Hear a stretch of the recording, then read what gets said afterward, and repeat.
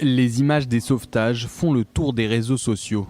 En pleine guerre, des soldats de Tsahal trouvent des animaux abandonnés dans la bande de Gaza et tentent de les ramener en territoire israélien. Mais ce qui semble être à première vue un acte d'humanité pourrait en réalité entraîner des conséquences plus graves. Les ministères israéliens de la Santé et de l'Agriculture ont publié une mise en garde le 14 février, expliquant les dangers liés à ces animaux.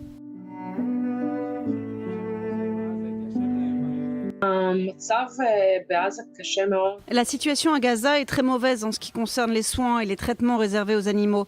Il n'y a pas de vaccin, il est possible qu'ils aient des maladies qui n'existent pas encore en Israël. C'est vraiment un gros problème. Les soldats sont en contact avec des animaux de toutes sortes. Des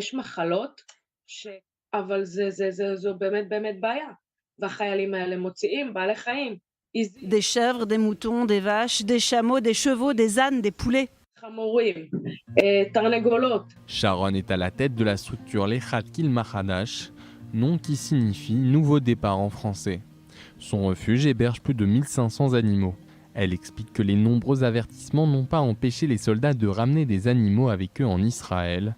Gaza étant connu pour son taux élevé de maltraitance animale, Sharon estime que l'euthanasie pourrait s'avérer être la seule solution pour les animaux qui souffrent. Pour commencer, les organismes et l'État lui-même n'ont pas assez de place ou de foyer pour les accueillir. Ne serait-ce que pour les chiens, pareil pour les chats. La question des chevaux et des ânes pose problème aussi.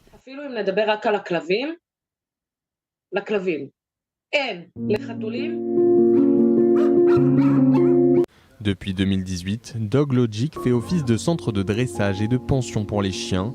Depuis le 7 octobre, l'association a dû redoubler d'efforts.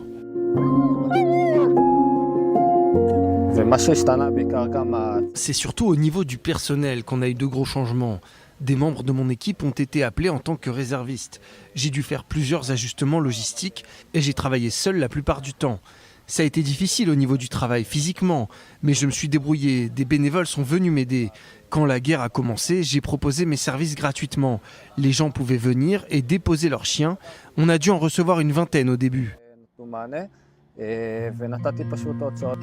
Or, Edri a aussi fait des dons d'articles pour animaux et a recueilli tous les chiens qu'il a pu, alors que leurs propriétaires étaient appelés à servir ou déplacés de leur communauté frontalière. Mais après plus de 2 mois sans revenus suffisants, il craint de devoir interrompre son activité. J'ai ouvert cette structure environ 1 mois avant le début de la guerre et ensuite j'ai offert mes services gratuitement. Mais en ce moment, il y a encore beaucoup de travaux à faire et d'autres dépenses. Et comme il n'y a pas vraiment de soutien de la part des autorités, tous les frais sont à ma charge. Or, Edri a lancé une récolte de fonds en ligne qu'il qualifie de cruciale. Il espère réunir l'argent nécessaire pour rembourser les dettes accumulées depuis le début de la guerre et continuer à assurer le fonctionnement de son établissement.